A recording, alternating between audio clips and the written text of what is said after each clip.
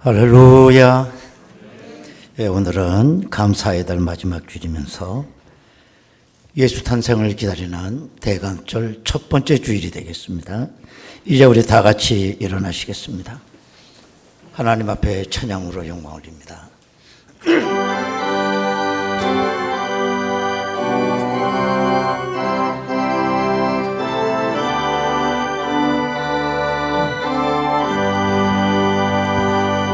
큰 영광 중에 계신 주 나 찬송합니다. 영원히 계신 주 이름 나 찬송합니다. 한없이 크신 능력을 나 찬송합니다. 참되고 미쁜 그 언약 나 찬송합니다.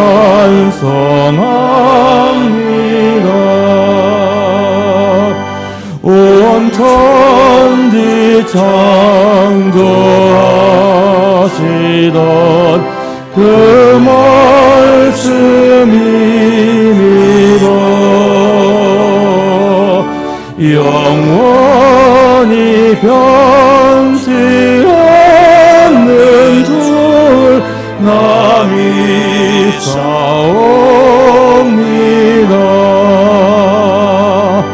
그 온유하신 주 음성 날 불러주시고 그 품에 품어주시니 나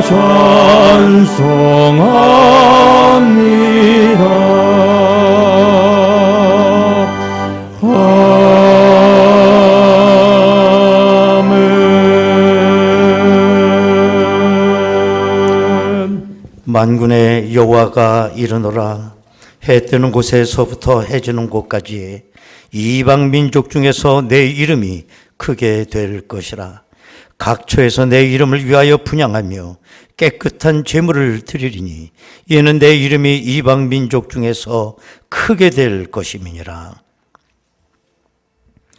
고마우신 아버지 하나님, 11월의 마지막 주일을 맞이하여 하나님의 거룩한 날을 지킬 수 있도록 은혜를 주시니 감사드립니다. 지난 주간도 믿음 안에서 살게 하시고 맡겨진 일에 힘쓸 수 있도록 강건케 하셨음을 감사드립니다. 오늘부터 대강절이 시작이 됩니다. 어두운 세상에 빛으로 오시는 주님을 바라보게 하시고 주님께서 세상에 오시는 대로를 예비하는 저희들 되게 하여 주옵소서. 오늘도 말씀으로 은혜 충만히 받을 수 있도록 성령으로 우리 심령에 역사하여 주옵소서. 예수님의 이름으로 기도드리옵나이다. 아멘. 이제 다 같이 신앙 고백하오니 나는 전능하신 아버지 하나님 천지의 창조주를 믿습니다. 나는 그의 유일하신 아들 우리 주 예수 그리스도를 믿습니다. 그는 성령으로 잉태되어 동정녀 마리아에게서 나시고 본디오 빌라도에게 고난을 받아 십자가에 못 박혀 죽으시고 장사된 지 사흘 만에 죽은 자 가운데서 다시 살아나셨으며 하늘에 오르시어 전능하신 아버지 하나님 우편에 앉아 계시다가 거기로부터 살아있는 자와 죽은 자를 심판하러 오심. 나는 성령을 믿으며 거룩한 공교회와 성도의 교제와 죄를 용서받는 것과 몸의 부활과 영생을 믿습니다. 아멘.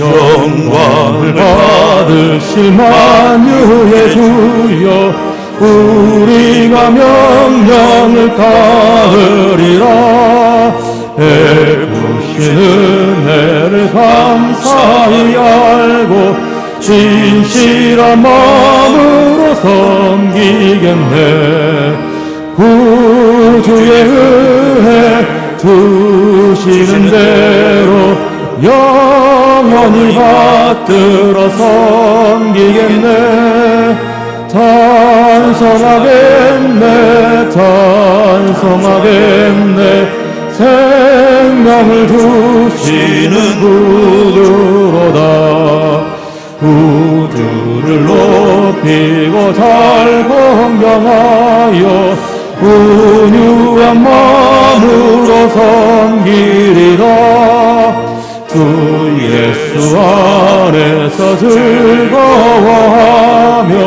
충성을 다하여 섬기겠네 구주의 은혜 주시는 대로 영원히 받들어 섬기겠네 찬송하겠네 찬송하겠네 생명을 주시는 구주로다 예수를 믿고서 늘 사랑하여 참 기쁜 마음으로 섬기리라 온 마음을 드리고 늘 순종하며 구주를 영원히 섬기겠네 구주의 은혜 주시는 대로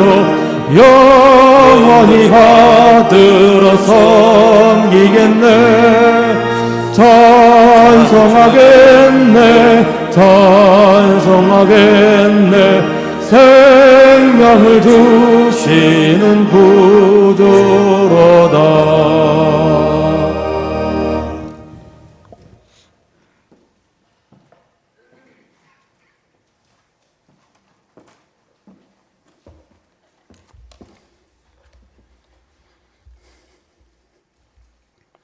생명의 주가 되시는 하나님 아버지, 허물 많은 우리들을 그리스도의 보배로운 피로 씻어 새 생명으로 다시 태어나게 해주신 크신 은혜를 진심으로 감사를 드립니다. 하나님의 한량없는 사랑에 감사하여 주의 은총을 입은 자녀들이 하나님을 예배드리기 위해 모였습니다. 우리들을 그리스도의 피로 씻어 정결케 하셔서 모두가 하나님을 경배드리기에 합당한 심령들이 되게 하여 주옵소서. 오늘도 저마다 마음 가운데 주님을 소망하며 나왔사오니 예배 중에 주님을 만나며 주님의 귀한 음성을 듣는 놀라운 은혜를 주시기를 원합니다.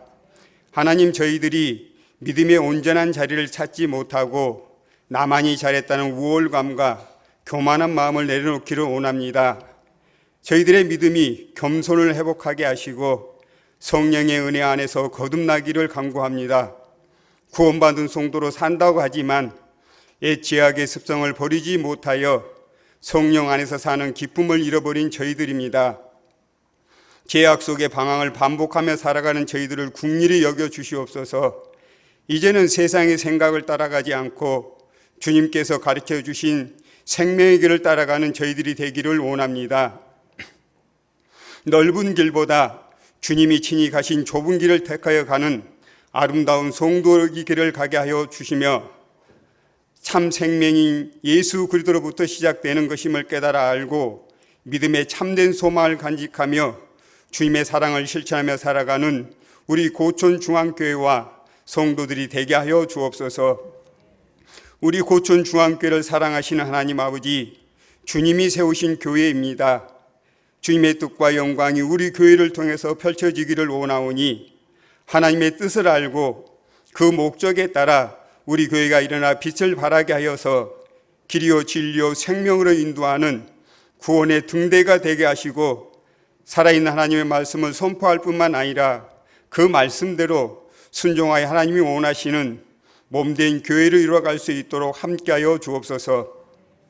하나님 각 부서가 한 해를 이끌어갈 새로운 일꾼들을 선출하고 있습니다.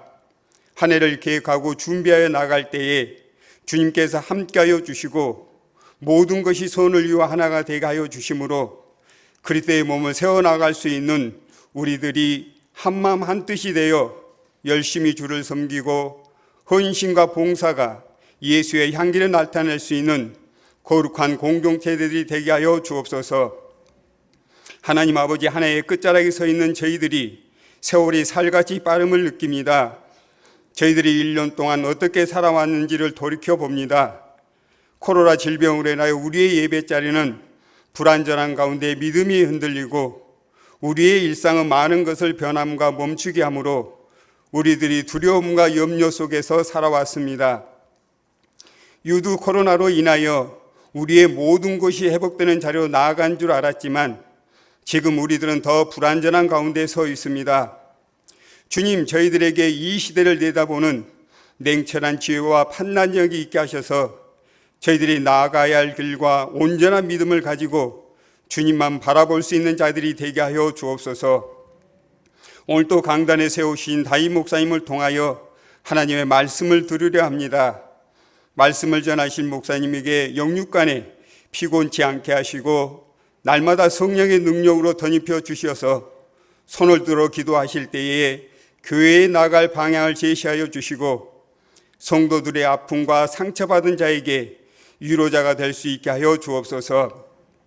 이 시간 말씀을 통하여 우리를 향한 주님의 마음을 알게 하시고 말씀 가운데 주님의 선하시고 기뻐하신 온전한 뜻을 분별할 수 있는 지혜가 있게 하셔서 세상의 원리가 아니라 하나님 나라의 통치 원리에 따라 살아가는 삶의 자리로 나아가는 자들이 되게 하여 주옵소서. 예배하는 이 시간 하나님께 찬양을 드리는 할렐루야 성가대의 찬양이 하나님께만 영광을 드리는 찬양이 되게 하시고 듣는 저희들도 같은 마음으로 하나님을 찬양하기를 원합니다. 또한 하나님을 찬양하는 성가대원 모두가 하나님께 찬양하는 기쁨을 알게 하시고 찬양함으로 주시는 구원의 감사가 넘치게 하여 주옵소서. 우리를 치유하시고 회복시키시는 예수님의 이름으로 기도드리옵나이다. 아멘.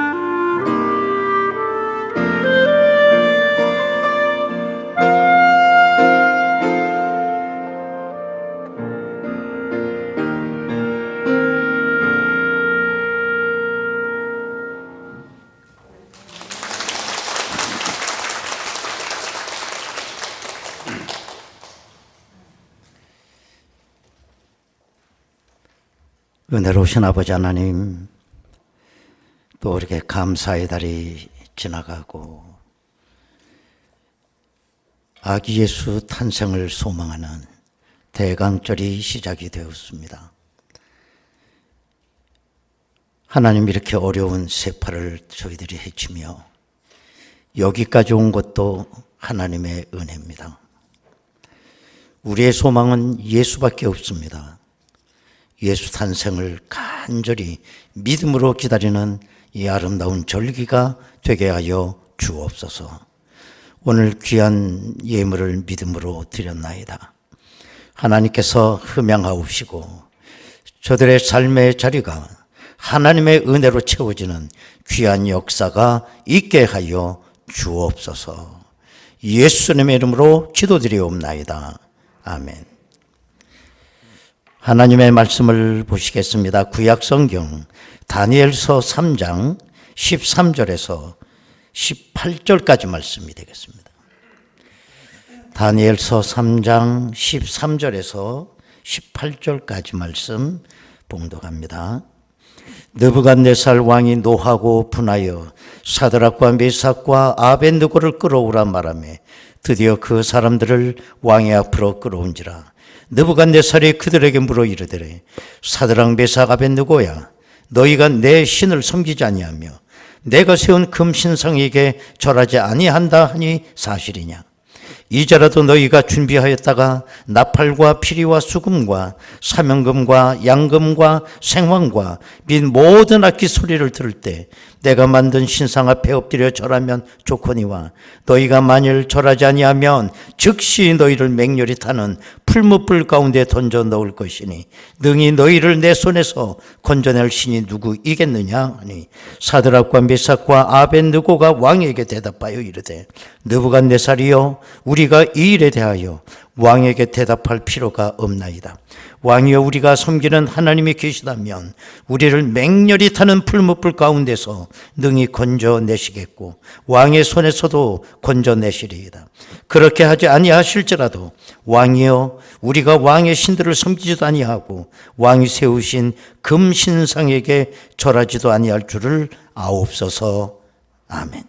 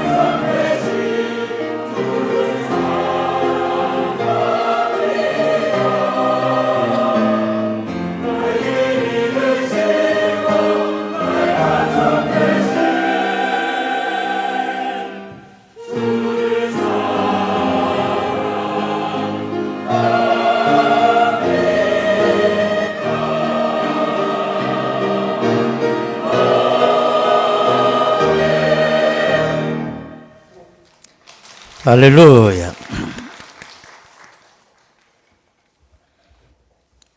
오늘의 시대를 가리켜서 전천후 시대라고 말을 합니다.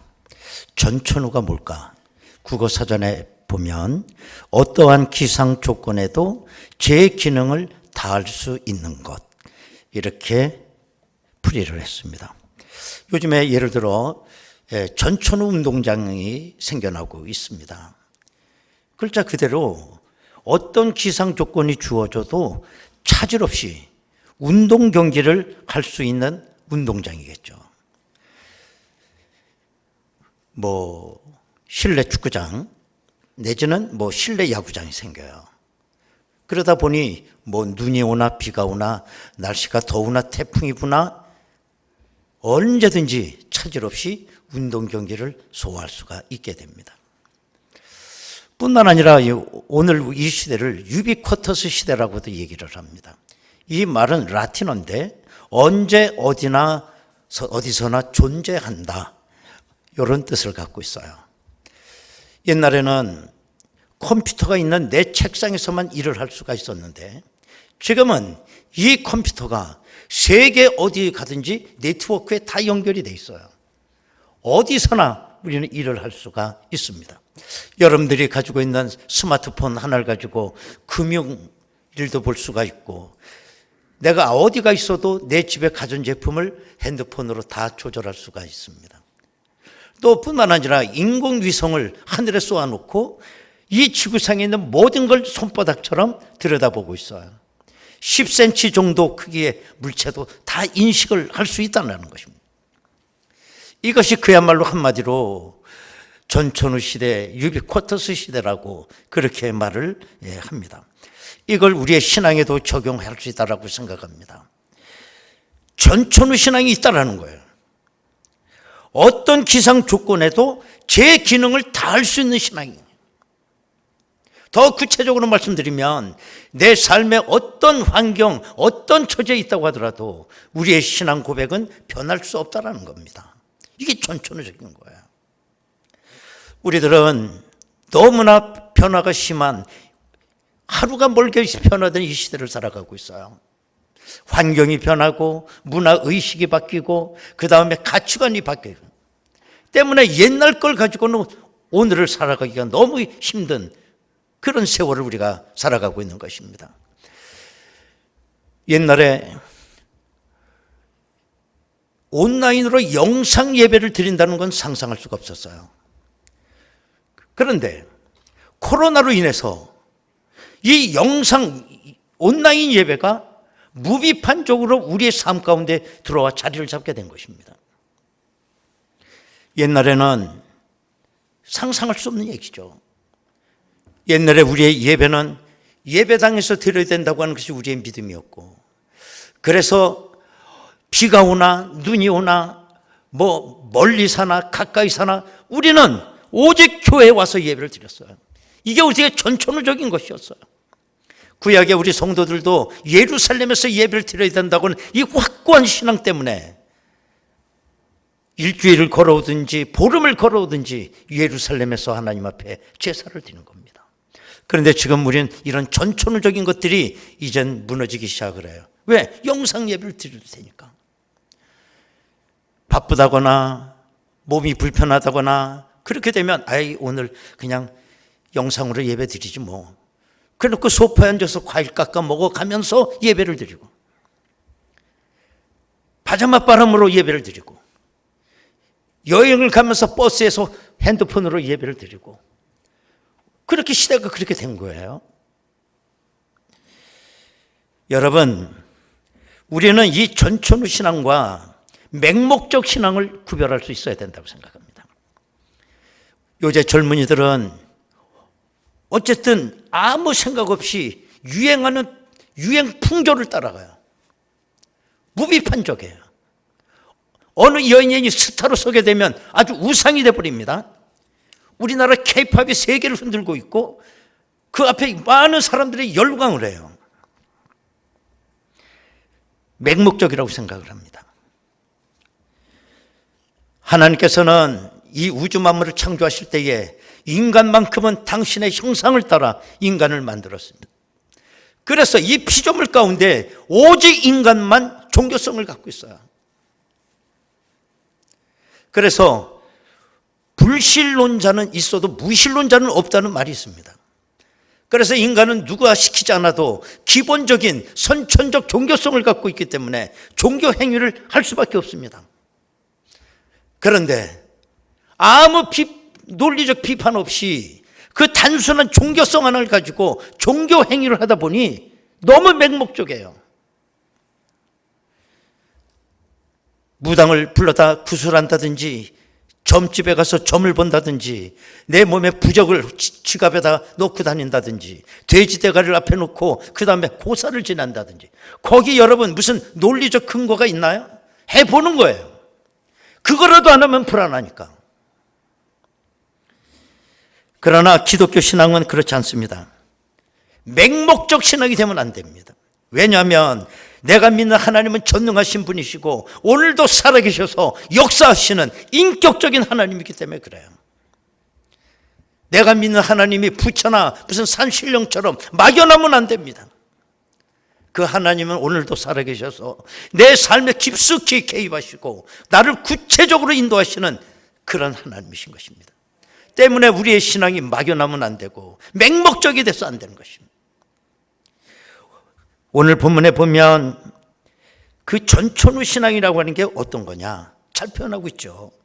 오늘 본문에 보면 다니엘과 세 친구가 바벨론의 포로로 잡혀가게 되고 거기서 성공을 해서 이 세 친구가 왕궁에서 살게 돼요. 자, 그러다 보니 바벨론의 방백들이 이게 배가 아파서 가만둘 수가 없죠. 그래서 음모를 꾸리게 되고 바벨론 느부갓네살 왕을 설득해서 죽일 계략을 짭니다. 그래서 공포가 되기를 뭐냐, 이제부터 왕이 만든 신상에 절하지 않으면, 국가 행사에 참여하지 않으면 예외 없이 풀무불 속에 던져 넣는다고 하는 그런 칙령이 내려지게 돼요. 이 상황에서 다니엘의 세 친구 사드락, 메삭, 아벳느고가 주인공이 됩니다. 이들은 단호히 왕의 명령을 거절합니다. 즉각적으로 이 사실이 왕에게 보고가 되었고 이 세 친구는 왕에게 끌려가 왕으로부터 이와 같은 회유를 받게 돼요. 15절에 보시면 바벨론 왕이 이렇게 말하는 겁니다. 이제라도 너희가 준비하였다가 나팔과 피리와 수금과 사명금과 양금과 생황과 및 모든 악기 소리를 들을 때 내가 만든 신상 앞에 엎드려 절하면 좋거니와 너희가 만일 절하지 아니하면 즉시 너희를 맹렬히 타는 풀무불 가운데에 던져 넣을 것이니 능히 너희를 내 손에서 건져낼 신이 누구이겠느냐. 그러자 세 친구가 왕에게 이렇게 대답을 해요. 16절입니다. 사드락과 메삭과 아벳느고가 왕에게 대답하여 이르되 느부갓네살이여 우리가 이 일에 대하여 왕에게 대답할 필요가 없나이다. 계속해서 17절입니다. 왕이여 우리가 섬기는 하나님이 계시다면 우리를 맹렬히 타는 풀무불 가운데서 능히 건져내시겠고 왕의 손에서도 건져내시리이다. 이게 성도의 믿음이에요. 성도의 신앙 고백이에요. 왕의 질문에 대답할 필요가 없습니다. 우리들을 풀무불 가운데 던져 놓아도 하나님께서 우리를 건져 주실 것입니다. 사실 이 믿음 때문에 수많은 순교자들이 나온 거예요. 그러나 이 세 친구는 한층 더 나아갑니다. 18절입니다. 그렇게 하지 아니하실지라도 왕이여 우리가 왕의 신들을 섬기지도 아니하고 왕이 세우신 금신상에게 절하지도 아니할 줄을 아옵소서. 이 말이 무슨 말입니까? 우리가 풀무불에 던져 넣게 되면 하나님이 우리를 건져주실 것입니다. 그러나 하나님이 우리를 건져주지 아니하실지라도 우리는 우상에게 절할 수 없습니다. 그 얘기예요. 천천후적인 신앙 고백이에요. 얼마나 감동적입니까? 왕이 이제 세 친구를 설득하고 있지 않습니까? 그러나 왕의 할아버지가 와서 나를 설득한다 해도 나는 대답할 필요가 없습니다. 우리는 우상에게 절하지 않습니다. 결국 이 세 친구는 풀무불 속에 던져지게 되죠. 우리는 여기서 정말 전천후적인 믿음이 어떤 것인가를 우리가 보게 됩니다. 전천후적 믿음은 세 가지 종류가 있다고 생각해요. 첫 번째는 어려울 때 더 좋아지는 신앙입니다. 그게 전천후적인 거예요. 우리가 살다 보면 힘들고 어려울 때가 있죠. 이렇게 일이 너무 안 되고 실패하고 고난당하고 내가 시험이 올 때에 많은 사람들이 믿음을 잃어버려요. 그러나 그 중에서도 내가 환난을 당할 때에 죽었던 믿음이 다시 살아나고 신앙에 불이 붙는 사람도 있어요. 어려울 때 전천후적 믿음을 가진 겁니다. 그러나 대부분은 힘들고 어려운 상황 속에서 믿음이 다 흔들리게 됩니다. 세 친구가 풀무불 앞에 놓여 있습니다. 여차하면 믿는다는 이유 때문에 죽을 수 있어요. 그러나 하나님을 포기하면 살 수 있습니다. 만약에 이런 상황이 여러분들에게 주어지게 된다면 그때 여러분 어떻게 하시겠어요? 전천후적 믿음을 갖고 있어야 돼요. 두 번째로 전천후적 신앙은 어떤 거냐? 일이 잘 될 때 신앙이 더 좋아지는 신앙입니다. 우리가 생각해 보면 아니 일이 잘 될 때 당연히 믿음이 더 좋아지지 이런 그런 생각을 하고 있죠. 천만의 말씀이에요. 일이 잘 될 때 더 뜨겁게 믿는 사람 본 적이 없어요. 일이 잘 되면 교만해집니다. 바쁘다는 이유로, 약속이 있기 때문에, 회사 일 때문에, 스케줄이 있어서, 사업상 예배가 드려지지 못하고 교회가 점점 멀어지고, 일이 잘 될 때 신앙이 뜨거워지는 거 참 어렵습니다. 그러나 전천후 신앙은 환난이 오나 일이 잘 됐잖아 똑같아야 돼요. 옛날에 우리 목사님들이 저 지방에 간 적이 있었어요. 거기 어딘지 기억도 안 나지만 그 유명한 맛집이 있다고 해서 이제 그 식당을 찾아갔는데 아니나 다를까 얼마나 사람들이 많은지 그냥 줄로 그냥 음식점 바깥에까지 서 있어. 그래서 거기 음식점에 기다리고 있었어요.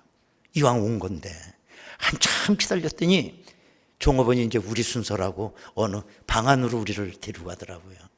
그래서 이제 방 안에 이렇게 식탁에 앉았는데 그 벽에 이렇게 보니 교회에서 준 그 달력이 걸려 있더라고. 이걸 보니까 야, 이 집 주인이 아마 이 교회 성도인가 보다. 그렇잖아요. 달력이 걸려 있으니까. 그래서 이제 종업원이 물을 갖고 이제 들어왔길래 어떤 목사님이 물어봤어요. 아니, 이 식당 주인이 교회를 다니시나 봅니다. 그랬더니 그분이 말하기를 이 교회 집사님이세요 그러더라고. 그래서 이제 목사님들이 그 주인이 어떤 분이냐고 이렇게 찾았더니 지금 구역 예배 가셨어요 그러더라고. 정말 듣기 힘든 얘기예요.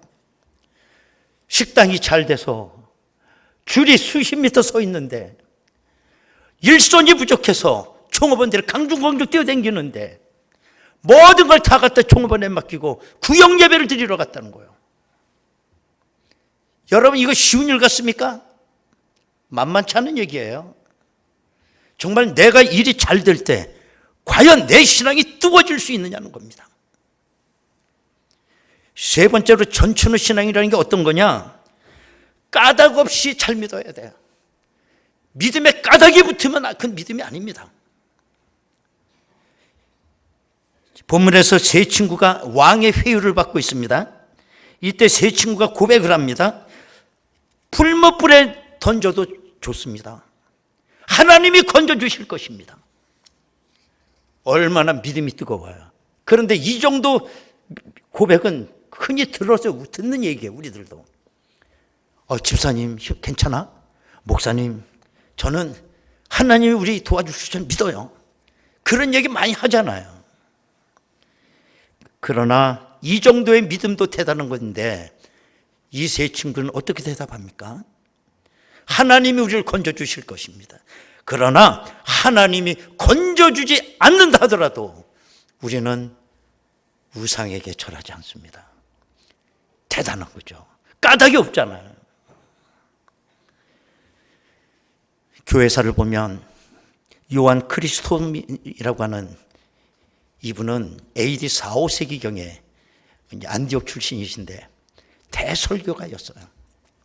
그런데 이제 이분이 그때 당시 콘스탄티노플의 왕후였던 유독시아라고 하는 왕후에게 미움을 받아가지고 유배를 가게 됩니다. 이분이 유배를 가기 전에 성도들에게 마지막 설교를 했어요. 그 마지막 설교가 어떤 것인지 아십니까? 한번 들어보시겠습니까? 내가 무엇을 두려워하리요? 저가 내 목숨을 찾는다면 죽어줄 것이니 이 생명은 주님이 주셨으며 저가 내 소유를 다 빼앗는다 해도 불만이 없을 것은 본래 가지고 온 것이 없음이니라. 저가 나를 쫓아내면 나는 엘리야 같이 될 것이요 구덩이에 던지면 예레미야 같이 될 것이요 바다에 던지면 요나 같이 될 것이요 매로 때리면 사도 바울 같이 되리라. 아무 두려움이 없도다. 내가 당하는 모든 사건, 모든 고난을 통하여 하나님은 높임을 받을 것이요 나는 그 환난 중에 주시는 영광을 누리게 될 것이니라. 기왕 되는 건데 얼마나 멋있어요. 오늘은 너무나 이해타산적으로 믿는 시대입니다. 하나님께서 잘되게 해줄 줄로 믿고 우리는 헌신도 한다고 그래요. 그런데 상황은 녹록하지 않아. 잘 되지 않아. 우리가 환난과 어려움을 겪을 때에 우리는 하나님 앞에 기도합니다. 그럴 때 하나님께서 응답해 주시면 얼마나 신바람이 나겠어요. 그런데 하나님은 모르시는 것 같아요. 내 기도를 안 들으시는 것 같아. 하나님의 세 청년이 풀무불 앞에 서 있습니다. 아니 하나님께서 반짝 들어서 구원해 주면 바벨 전체가 뒤집힐 거 아니겠어요? 그런데 하나님은 가만히 계세요. 어쩔 수 없이 세 친구는 풀무불에 던져집니다. 이걸 쳐다보는 사람도 낙심이 돼요. 왜 이럴까? 저렇게 신앙 고백하고 열심히 있는 청년이 풀무불에 던져지다니. 여기서 정말 전천후적인 우리의 신앙 고백이 필요합니다. 일본의 엔도 슈사크라고 하는 분이 아주 오래전에 글을 하나 쓴 게 있어요. 소설을 하나 쓴 게 있습니다. 그게 침묵이라고 하는 책이에요. 침묵. 아주 감동적인 책입니다. 제가 그 신학교 다닐 때 저 책을 읽다가 얼마나 많이 눈물을 흘렸는지 몰라요. 언젠간 내가 이 얘기를 여러분에게 한 것 같아요. 앤드 슈사크는 참 유명한 소설가인데 그 노벨 문학상 후보까지 몇 번 올랐다가 결국 노벨상을 못 받았어요. 근데 저분의 글은 참 감동이 있습니다. 저 침묵이라고 하는 저 책은 이런 내용입니다. 그 포르투갈 예수회에서 1635년도에 페이라라고 하는 성직자를 선교사로 파송을 해요. 그래서 이 페이라라고 하는 이 선교사는 교토와 나가사키를 중심으로 해서 39년 동안 선교 활동을 숨어서 합니다. 그런데 39년 만에 발각이 돼요. 그래서 이 페이라라고 하는 그 선교사는 끌려가게 되고 거기서 고문을 당하는데 깊은 웅덩이에다가 매달아 놓고 인간이 감내할 수 없는 어마어마한 고문을 받게 됩니다. 그러다가 페이라 신부는 일본 앞에 항복을 해요. 페이라 신부가 항복했다고 하는 소식이 포르투갈 예수회 본부에 전해지게 되었을 때에 그 본부는 발칵 뒤집혔어요. 큰 충격을 받았어요. 그럴 수가 있나? 아니야, 이거 헛소문일 거야. 페이라 이 선교사는 그럴 사람이 아니야. 그래서 그 본부에서는 어떻게 하느냐, 확인차 3사람의 선교사를 다시 일본에 보냅니다. 그 중에 선교사 한 사람 이름이 로드리고라고 하는 선교사였어요. 이 로드리고 선교사가 일본에 들어갔을 때 또 체포가 돼요.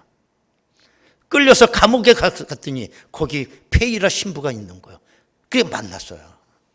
감옥소에서 만난 거예요.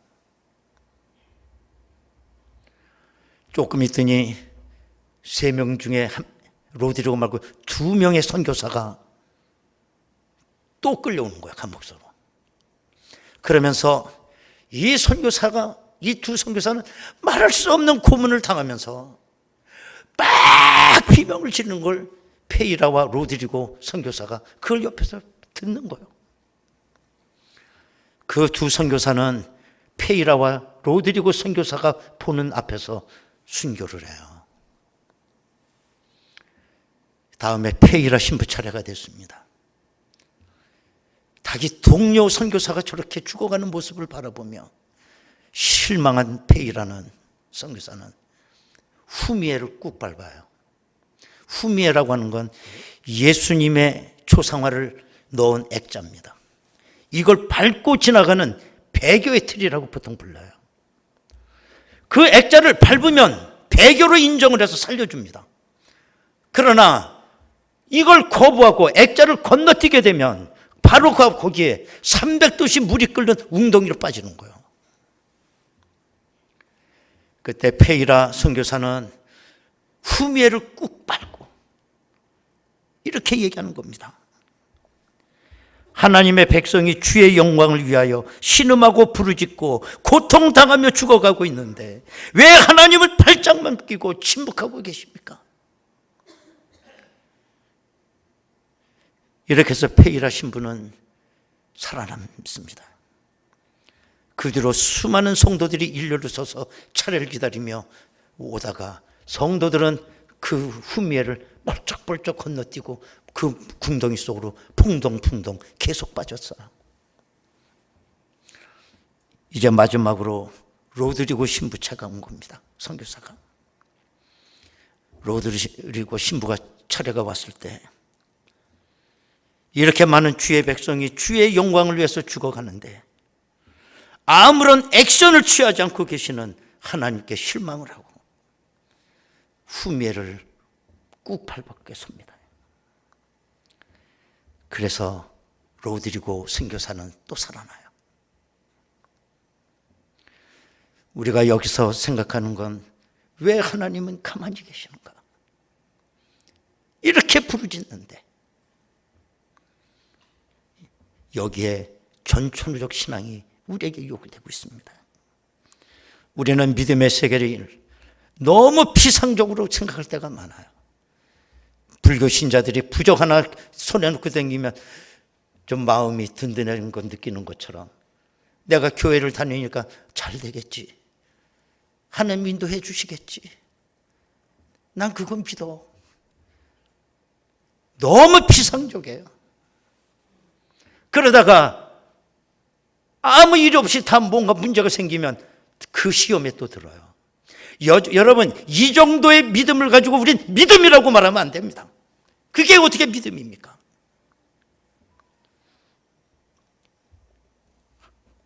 여러분, 하나님의 침묵 앞에서 다니엘의 3 친구는 하나님께서 나를 건져주실 믿었어요. 그러나 안 건져주신다고 해도 난 우상에게 절할 수 없다. 이게 전천후적 신앙 고백이죠. 예수님은 십자가에 달리셔서 부르짖었습니다. 엘리 엘리 라마 사막다니, 내 아버지 내 아버지 왜 나를 이렇게 버리십니까? 그런데 하나님은 아무 말씀을 안 하세요. 자기 아들이 십자가에 그렇게 죽는데. 여러분, 오늘부터 대강절이 시작이 됩니다. 그럼 예수님께서 이 땅에 오실 때 뭐 모르고 오셨나요? 아무것도 모르고? 이미 하나님 다 알고 예수님 뜻을 알고 계세요. 하나님은 침묵하고 계시지만 하나님께 뭘 원하는지 이미 정답을 알고 있습니다. 우리들도. 그렇지 않습니까? 우상에게 절하는 게 하나님의 뜻이겠어요? 침묵하고 계셔도 우린 정답을 알고 있습니다. 여러분, 이 어렵고 힘든 때에 우리의 상황이 어떻게 변할는지 모르지만 우리는 전천후 신앙 고백을 가질 필요가 있어요. 목숨을 거는 거예요. 그래서 하니까요. 이와 같은 은혜가 우리 모두에게 있기를 원합니다. 여러분 시간으로 다 같이 통성으로 기도합니다. 세월이 너무 바뀌고 오늘은 이런데 내일은 또 어떻게 변할지. 하지만 변하지 말아야 될 게 딱 하나 있습니다. 우리의 신앙 고백이에요. 이건 전천후적이어야 돼요. 하나님 아버지, 힘든 상황입니다. 우리의 믿음, 우리의 신앙, 우리의 고백 변하지 않게 하옵소서. 전천후적 신앙 고백을 갖게 하여 주옵소서. 우리 다 같이 통성으로 기도합니다. 은혜로우신 아버지 하나님 감사합니다. 이렇게 힘든 상황이 계속되고 있습니다. 그 가운데 우리는 대강절을 맞이했습니다. 하나님 아버지, 우리의 신앙이 전천후적이기를 원합니다. 어떻게 세월이 변해도 변하지 않게 하여 주시옵소서. 하나님 아버지, 하나님 우리를 건져 주실 것입니다. 그러나 혹 건져주지 아니하실지라도 나의 신앙 고백은 변하지 않겠습니다. 예수님의 이름으로 기도하옵나이다. 아멘. 찬송가 322장입니다.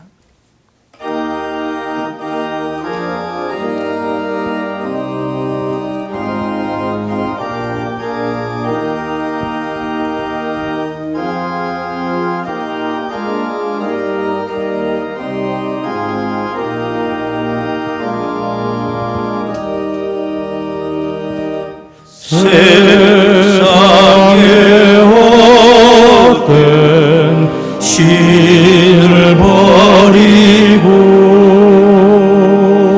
하나님 이름 높여드리세. 온전한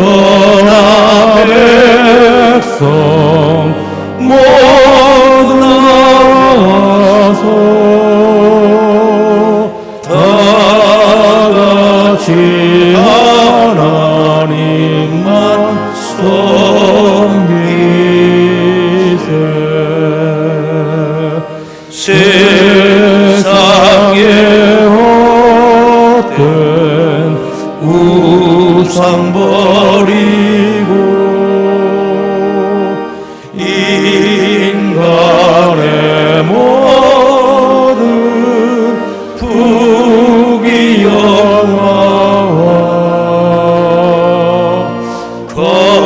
거짓과 후일 모두 버리고 온전히 하나님만 섬기세. 주님의 백성 선회하려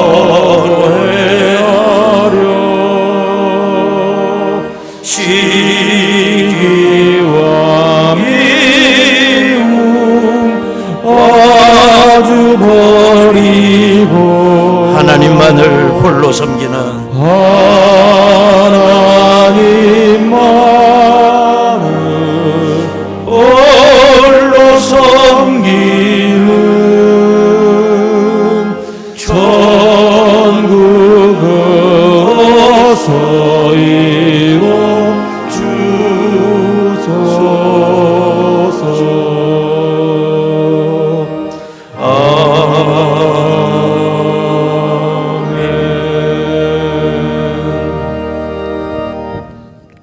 제가 목감기가 걸려서 목소리가 좋지 않아서 죄송합니다. 근데 또 어떤 분은 기도 원장님 목소리가 더 은혜로워요. 또 그러더라고. 이게 전천후 신앙이야. 대신 멱다는 소리로 해도 하나님 음성으로 들립니다. 천천히 생각하는 사람이 있어. 여기. 예, 올 대강절입니다. 오늘부터 대강절이 시작이 됐어요. 보통 12월 첫 주부터 되는데 올해는 11월 마지막 주부터 대강절이 시작이 됩니다. 여러분 교회 나오실 때 과일 가득한 강당 상상하고 왔다가 깜짝 놀랐죠. 이게 작년에 했던 것도 한 번 했습니다. 작년에는 코로나로 해서 20% 예배를 드릴 때 첫 주에 이거 하고선 그냥 예배가 중단됐어요. 그래서 20% 사람이 딱 한 번 본 거야.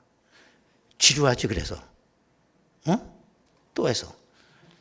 그래서 너무 아까워가지고 한 번 더 올해 못 보신 분들 보시라고. 우리 교회 이 성탄 이 장식은 뭐 세계적이죠. 아시는 대로. 많은 분들이 애쓰셨습니다. 감사합니다. 오늘 저녁 예배는 태국에 계시는 윤재현 선교사님 우리 교회 오셔서 말씀을 증거해 주십니다. 이 선교사님은요, 말을 들어보니까 10년 전에 어느 교회가 파송해서 나간 선교사인데 교회가 선교비를 뚝 갑자기 끊어버렸어. 별난 교회가 다 있더라고. 그럼 선교사가 어떻게 되는 거예요? 태국에서 선교지를 끊어버리면. 그래도 죽을 고생을 해가면서 하나님의 은혜가 임했는지 어느 태국 선교사가 수천 평의 땅을 기증했대. 그래서 거기서 그냥 개미군단을 쫙 모아가지고 교회를 짓는 거야. 그래서 이 선교사님이 작년 여름에 한국에 나와가지고 그 얘기를 듣고 내가 그럼 우리 한번 헌금 한번 해드릴 테니까 저녁 예배 와서 한번 설교 한번 해라. 그래갖고 1년 전에 이런 설교에 또 본문 준 게 오늘 본문이야.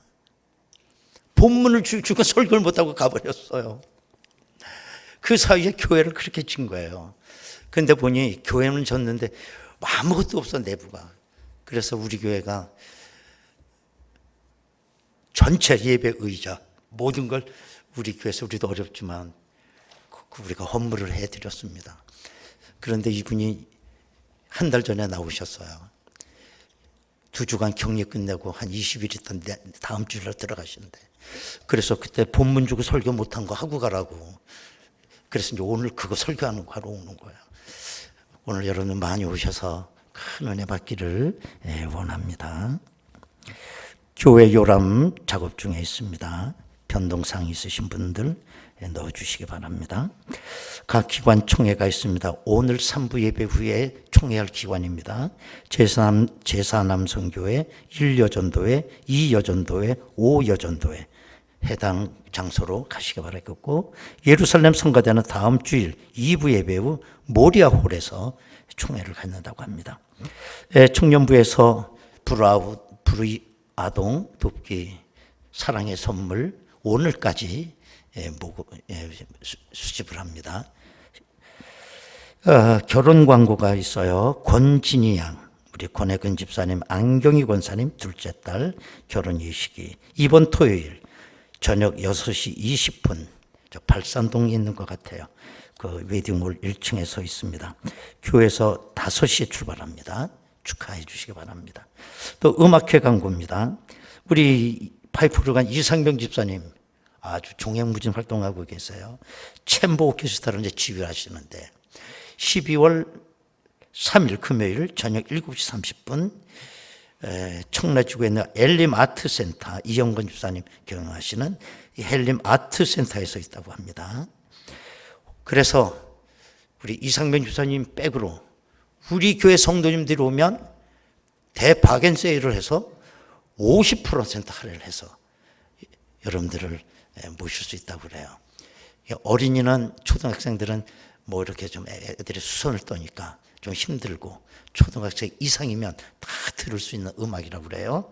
여러분들이 많이 신청해서 이 겨울에 좋은 감상 시간 갖기 바랍니다. 장례식 광고가 있습니다. 최경희 권사님, 우리 김종서 장로님의 모친 되시는데 올해 90세로 권사님이셨는데 별세를 하셨습니다. 어저께입니다. 그래서 발인은 내일 있고 빈속은 어디냐? 부천 장례식장이에요. 부천 장례식장. 그 어머니께서는 늘 평생 다니시던 교회가 있습니다. 부천의 그 낙원교회라고. 거기서 모든 장례를 다 하신다고 하고, 여러분들 개인적으로 조문하시면 되겠습니다. 또 위로해 주시기 바라겠습니다. 이제 우리 다 같이 일어나시겠습니다. 돌아보시면서 인사 나누시겠습니다. 할렐루야, 감사합니다.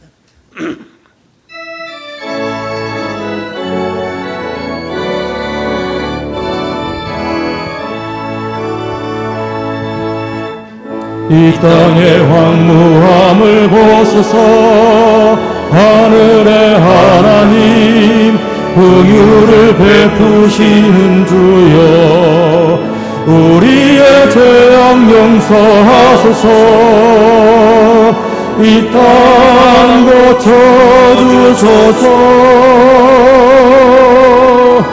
이제 우리 모두 하나 되어 이 땅에 무너진 기초를 다시 세울 때 우리의 우상들을 태우시 성령의 불이 임하소서. 부흥의 불길 타오르게 하소서.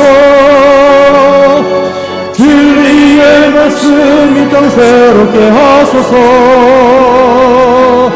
은혜의 강물 흐르게 하소서. 아버지 하나님, 성령의 바람 이 나라와 민족에 불게 하여 주여 감사합니다. 이 나라와 민족을 주의 능력의 오른손으로 축복하여 주시기를, 이 민족에게 새날 주시기를. 오 하나님 아버지여, 주여 주여, 부흥의 불길 아버지 하나님, 이 나라와 민족에 다시 부흥되는 역사가 있기를 원합니다. 진리의 말씀이 선포되는 현장에 새로운 역사가 있게 하여 주시옵소서. 여러분 두 손 들고 찬양합니다.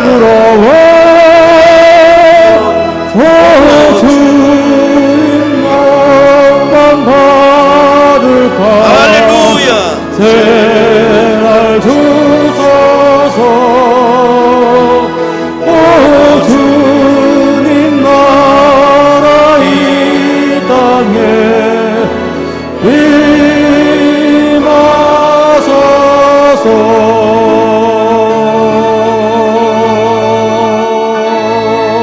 할렐루야. 아버지께 박수로 영광 드립니다. 아멘. 지금은 우리 주 예수 그리스도의 은혜와 아버지 하나님의 극진하신 사랑하심과 성령님의 감동하시고 내주 충만 교통 역사하심이 이렇게 세월이 급박하게 변하고 힘들고 어려운 세월이 우리에게 주어진다 할지라도 전천후적인 내 신앙 고백을 가지고 승리하며 살아가기를 원하는 저희들 심령 위에 지금으로부터 영원토록 함께 하시옵기를 간절히 축원하옵나이다. 아멘.